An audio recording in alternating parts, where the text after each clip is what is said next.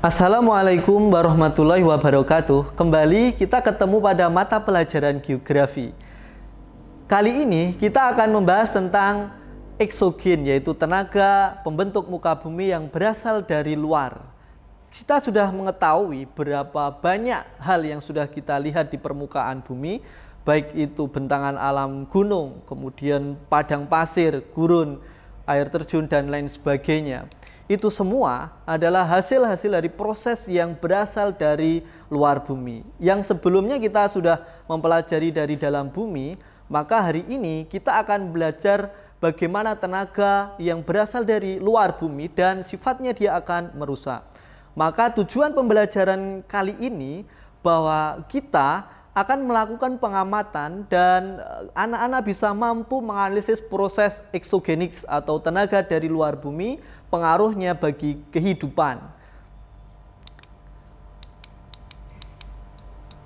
Ya, jadi tenaga eksogen adalah tenaga yang berasal dari luar bumi dan bersifat merusak, berupa air, angin, gletser maupun sinar matahari. Pengerusakan bentuk muka bumi oleh tenaga eksogen bisa meliputi ada 3. Yang pertama adalah pelapukan atau weathering, yang kedua pengikisan, erosion, dan yang ketiga adalah pengendapan atau sedimentation. Jadi kalau kita perhatikan bersama bahwa apa yang ada di proses permukaan bumi dari batuan yang begitu kokohnya, maka lama-kelamaan akan terkikis atau mengalami penghancuran. Nah, apa itu pelapukan? Pelapukan adalah proses penghancuran batuan dan bentuk gumpalan butiran yang lebih kecil. Pelapukan ini terjadi melalui proses pengelupasan batuan tenaga eksogen dari proses yang lebih besar tadi, dari batuan yang keras, kemudian lama-kelamaan karena sinar matahari, cuaca yang ekstrim dingin, kemudian mengalami penurunan, akhirnya terkelupas, kemudian mengalami penghancuran dan bentuknya menjadi lebih kecil. Pada pelapukan ada beberapa macamnya. Yang pertama adalah pelapukan kimiawi. Pelapukan kimiawi ini batuan mengalami proses perubahan kimiawi yang umumnya berupa pelarutan. Jadi awalnya adalah tetesan air berbentuk sedotan, kemudian mengalami proses endapan dari sedimen-sedimen klastik, kemudian mengalami proses pembatuan. Dari proses kimiawi dari CaCO3, H2O air dan juga CO2, maka akan menghasilkan batuan karbonat CaHCO3 2, maka menghasilkan batuan pelarutan yang kemudian kita mengenalnya sebagai batu gamping, ya, batu kapur. Daerah ini adalah di daerah kars, daerah yang mempunyai bentukan alam karena proses dari pengendapan kimiawi, yaitu air dan juga fullstone tadi, CaCO3-nya. Kemudian bentukan alamnya bisa berupa karen, yaitu alur-alur dari sebuah air hujan yang deras, kemudian mengalami proses pengikisan, membentuklah yaitu guratan-guratan bebatuan yang terkikis oleh air yang di sana. Karena proses yang secara masif dari air hujan ini, maka proses dari batuannya seperti itu. Kemudian bisa berupa bentukan alam yang disebut dengan ponor, sebuah bentang alam yang seperti cekungan, yang dia tidak terisi oleh air karena bagian bawahnya tadi retak atau retasan tadi, ya, bagian epikarsnya, karena batuan kapur tadi retak-retak, maka otomatis proses air yang meresap ke dalam batuan kapur itu langsung dia hilang ya. Maka kemudian terjadilah ponor itu dari proses retakan batuan kapur.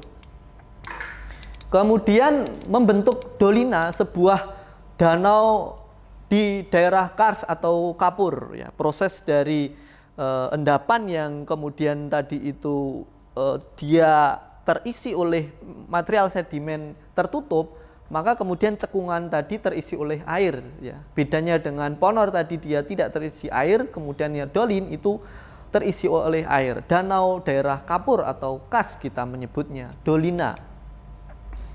Ya, prosesnya dari proses sebuah retakan kemudian membentuk cekungan mangkok yang membuat menjadi sebuah danau.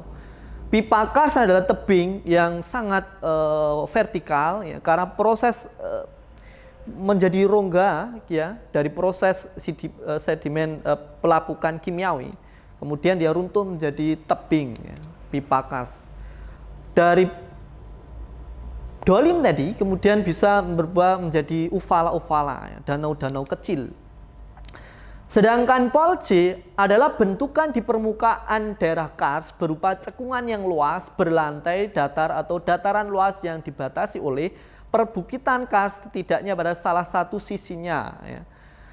Setidaknya bahwa sebuah daerah kars disebut polje, yaitu yang pertama lantai yang rata pada batuan dapat berteras atau tertutup oleh sedimen berupa material aluvial. Kedua, sebuah cekungan tertutup yang dibatasi oleh dinding curam setidaknya pada salah satu sisinya. Dan ketiga, memiliki sistem drainase kars. Di Indonesia itu polje biasanya difungsikan sebagai lahan sawah dan lahan pertanian seperti daerah kars Sukaraja, Tasikmalaya, kemudian kars di Gunung Sewu, dan juga kars Maros di Pangkep, Sulawesi Selatan. Kemudian bentukan alam daerah pelapukan kimiawi bisa berupa goa ya, yang berupa ornamen stalaktit, apa itu? Jadi batuan yang terbentuk dari tetesan air ya dari atas ke bawah, maka dia akan membentuk batuan yang dari top dari atasnya ya, dari atas batuan menggantung ya, batuan menggantung stalaktit. Sedangkan yang dari bawah, tetesan tadi itu dari bawah menghasilkan satu bentuk pelarutan dan pembatuan dari bawah ke atas, itu yang kita sebut sebagai stalagmit pada ornamen gua.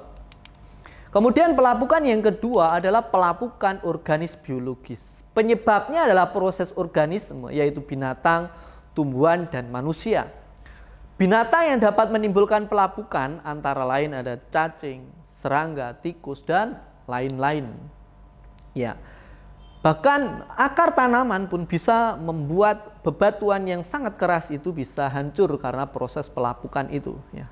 Hewan-hewan yang mampu mengubah dari proses batuan yang keras kemudian lapuk ya, ada beberapa mikroorganisme, ada hewan-hewan pengerat di bawah tanah ya, ada cacing tadi dan lain sebagainya.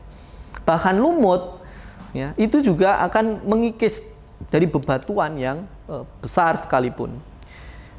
Erosi adalah proses pengikisan batuan oleh air, angin, dan juga gletser.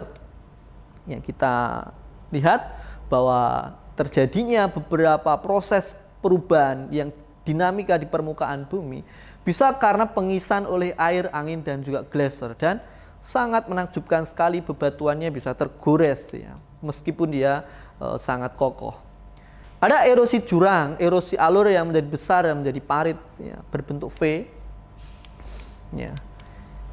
Kemudian ada erosi tebing yang mengerosi pada musim-musim penghujan begitu ya, mengikis awalnya sungainya kecil, lama kelamaan tergerus kemudian menjadi lebih lebar lagi.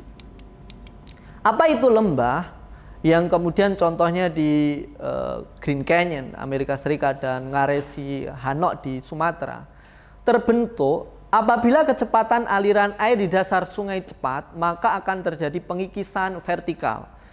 Apabila aliran air yang secepat terjadi di tepi sungai, maka akan menyebabkan terjadinya pengikisan ke arah samping atau erosi ke samping.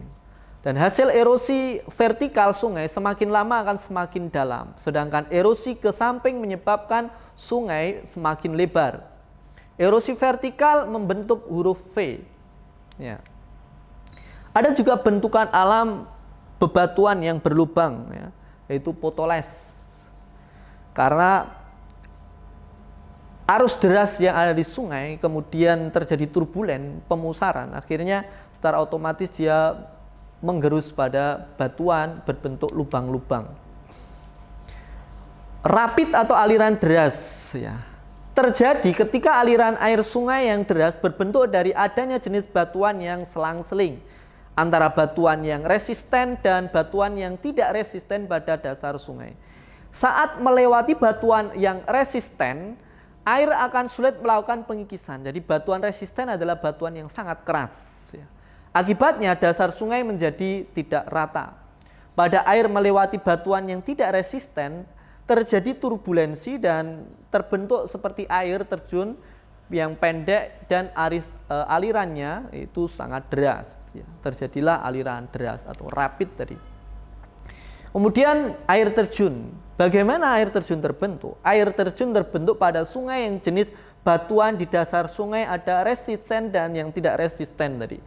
Proses yang terjadi hampir sama dengan aliran deras atau rapid tadi, hanya saja pengikisan air mengakibatkan perbedaan air yang cukup besar antara batuan resisten dan batuan tidak resisten. Akibatnya air jatuh dari ketinggian membentuk air terjun. Georges, ya, hampir sama dengan juga Grand Canyon, ya. Jadi proses aliran yang cukup deras, ya, dari sebuah aliran sungai mengikis bebatuan, ya, lama-kelamaan menjadi alur, itulah Grand Canyon. Alur yang cukup deras mengikis pada bebatuan membentuk sungai. Ya, di Indonesia ada Ngarai Sihanouk di Sumatera Barat. Kemudian erosi air laut atau yang kemudian kita kenal sebagai abrasi merupakan perusakan atau pengikisan pantai oleh pukulan gelombang laut yang terus-menerus terhadap dinding pantainya. Ya, kalau kita lihat biasanya di tepi pantai terjadi bentuk abrasi, erosi oleh air laut dan bisa membentuk cliff. Apa itu? Cliff adalah tebing terjal di tepi laut. Terjadi karena pengikisan air laut terhadap pantai. Abrasi di pantai yang curam mengakibatkan penyempitan daratan sepanjang pantai, sehingga terbentuklah tebing yang cukup terjal seperti ini.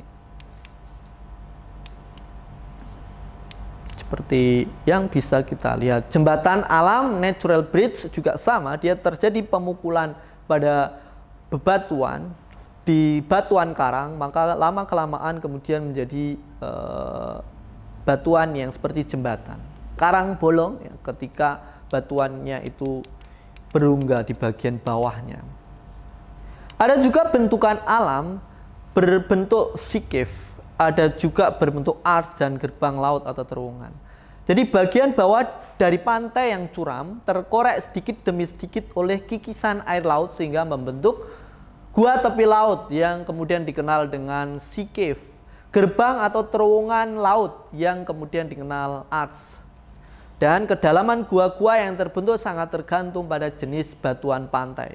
Pada pantai yang terdiri dari batuan keras, dapat berbentuk gua yang lebih besar dan dalam lagi.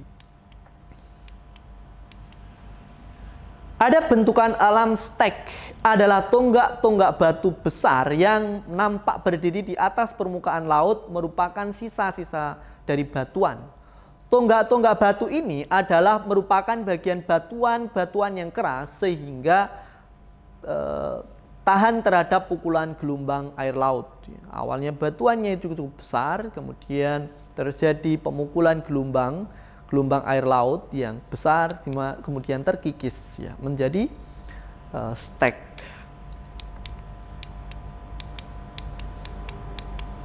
Kemudian erosi angin terjadi di daerah kering, yaitu padang pasir. Angin yang membawa kencang pada sebuah pasir dan butir-butir yang terbawa oleh angin dapat menghaluskan dari sebuah pengikisan permukaan batuan. Ya, jadi erosi dari sebuah angin yang menerpa pada permukaan bumi. Nah, tenaga angin ini di permukaan bumi ternyata cukup besar, ya, di mana bisa membentuk windhole atau batuan berlubang. Awalnya batuannya tidak resisten, ya agak lapuk begitu, karena terkikis oleh angin. Lama kelamaan batuan tadi berlubang, windhole.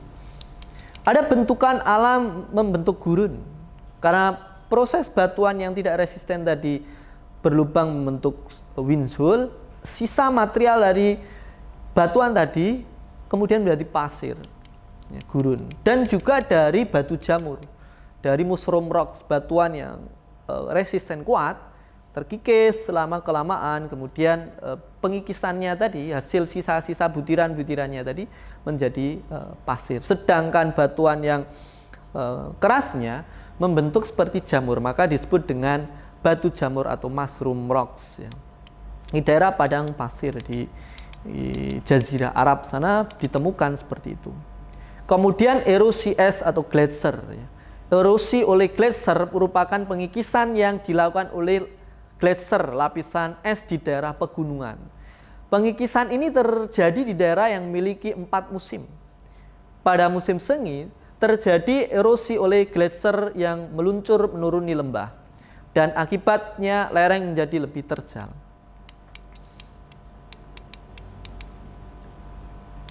Ya, bentukan alam oleh karena gletser bisa berupa lembah glasial atau cirpis, ya.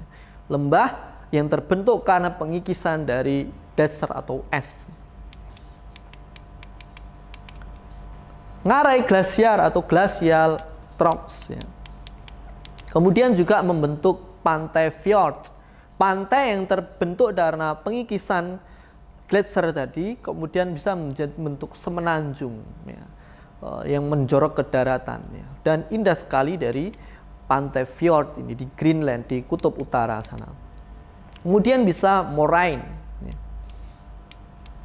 Sedangkan pengendapan atau sedimentasi adalah terbawanya material hasil dari pengikisan dari pelapukan air sungai, air laut, gletser, dan angin ke suatu wilayah yang kemudian diendapkan, ya, di sebuah muara sungai dan daerah sebuah lembah. Bentuk dari proses pengendapan ini sebut saja delta. Ya. Delta terbentuk ada 3 syarat. Sedimen yang dibawa oleh sungai harus banyak ketika akan masuk ke laut atau danaunya. Kemudian yang kedua, arus panjang di sepanjang pantai tidak terlalu kuat. Dan yang ketiga, pantai harus dangkal sehingga membentuk material sedimen delta seperti itu. Kemudian membentuk juga berupa kipas aluvial atau alluvial vents. Ya, berbentuk seperti kipas. Dia terbentuk di kaki bukit, endapan dari material lumpur atau pasir atau tanah yang terendapkan karena di atasnya dia terbawa oleh air, ya. Karena bisa jadi daerahnya daerah yang sudah gundul, maka kemudian material tadi diendapkan di bawah. Kalau dia itu masih berupa hutan atau banyak vegetasi pepohonannya, ya jarang kemudian ada alluvial vent, karena ini memang sedimen yang terbawa oleh air hujan yang diendapkan, lumpur, tanah, pasir yang menjadi satu membentuk kipas di kaki bukit. Ada juga bentukan alam sebagai bentuk dataran banjir. Tanggul alam, ya, terbentuk di daerah sungai ini. Misalnya dataran banjir merupakan daerah di sekitar sungai yang berkelok-kelok, meander, sering disebut sebagai sungai meander. Dataran landai di sebelah kiri kanan sungai disebut dengan floodplain atau dataran banjir. Ketika terjadi hujan deras dan banjir, material tadi diendapkan di kanan kiri sungai yang sehingga terjadi pendangkalan sungai, bentanggul, ya, floodplain. Kemudian meander merupakan sungai yang berkelok-kelok yang berbentuk karena adanya pengendapan. Proses meander terjadi pada tepi sungai baik bagian dalam maupun luarnya. Di bagian sungai yang alirannya cepat akan terjadi pengikisan, sedangkan bagian sungai yang dan juga lembah, aliran akan terjadi pengendapannya.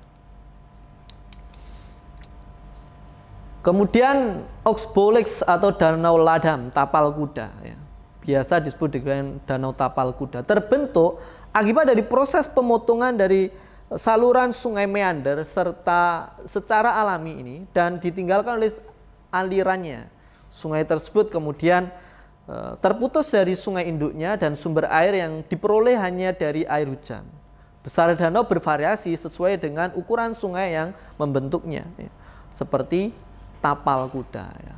Jadi kaki delamaannya kuda, tapal kuda.